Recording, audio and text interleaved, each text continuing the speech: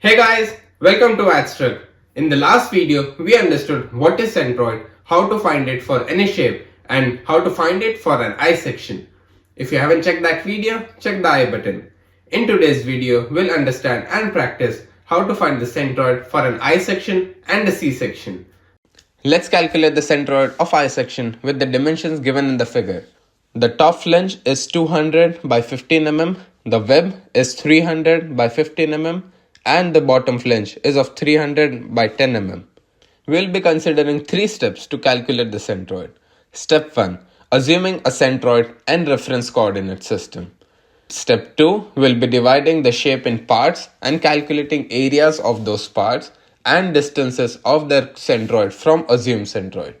And step 3. Finding the distance of actual centroid from assumed centroid. Here, it can be noticed that the cross-section is symmetric in one axis. It is a fact that the centroid is always present on the symmetry line. We'll further see through the calculation that this is true. Now, step 1. Let's assume that point O is the centroid and with the reference system shown in the figure.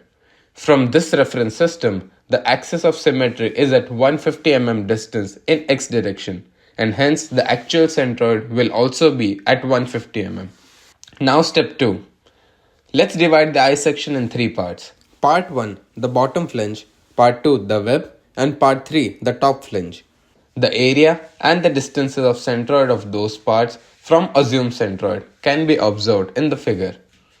The area of part 1 is 3000 mm square, the area of second part is 4500 mm square, and the area of third part is 3000 mm square. The centroid of all the parts in x direction is at 150 mm distance from the assumed centroid. In y direction, for part 1 it's 5 mm, for part 2 it's 160 mm, and for part 3 it's 317.5 mm. Now step 3. Let's put these values in the formula. The formula says centroid is equal to the sum of product of area and distances divided by the whole area. So here xc becomes a1x1 plus a2x2 plus a3x3 divided by the whole area.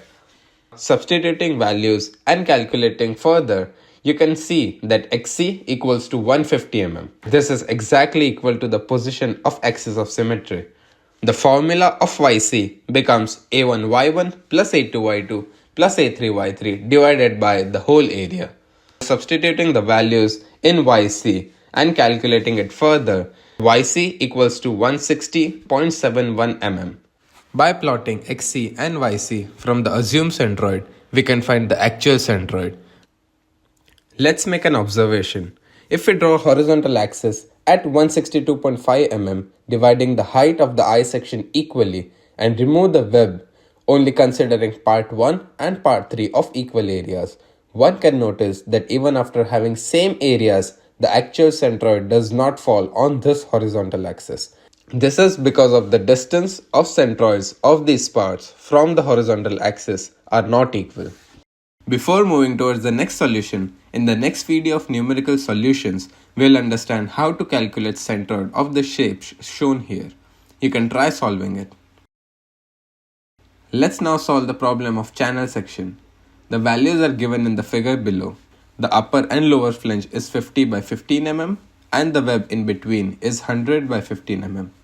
We will follow the same 3 steps shown on the screen to solve this.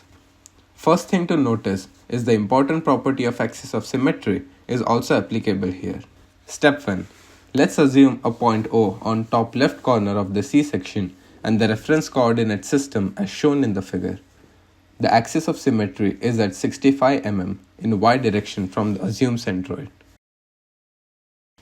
Step 2 would be dividing the shape in different parts and calculating area and distances of centroid of these parts from assumed centroid. C shape can be divided in 3 parts, top flange, web and bottom flange. The area of part 1 is 750 mm square, the area of part 2 is 1500 mm square, the area of part 3 is 750 mm square. The distances of centroid of these parts from assumed centroid is, for part 1, x1 equals to 25 mm and y1 equals to 7.5 mm. For part 2, x2 equals to 7.5 mm and y2 equals to 65 mm.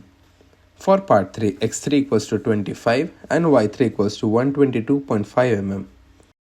We have all the data to calculate the centroid using the given formula. Xc equals to a1x1 plus a2x2 plus a3x3 divided by the whole area. By substituting values in the formula, the distance of actual centroid from assumed centroid in x direction equals to 16.25 mm. Yc equals to a1y1 plus a2y2 plus a3y3 divided by the whole area. The distance in y as calculated is 65 mm. This is exactly equal to the position of axis of symmetry. By plotting xc and yc from the assumed centroid, we can find the actual centroid. Thank you for watching the video. If you like the way I explain, then please like the video, share it to your peers, and subscribe to my channel. You can comment any doubt you have in the comments. Keep growing.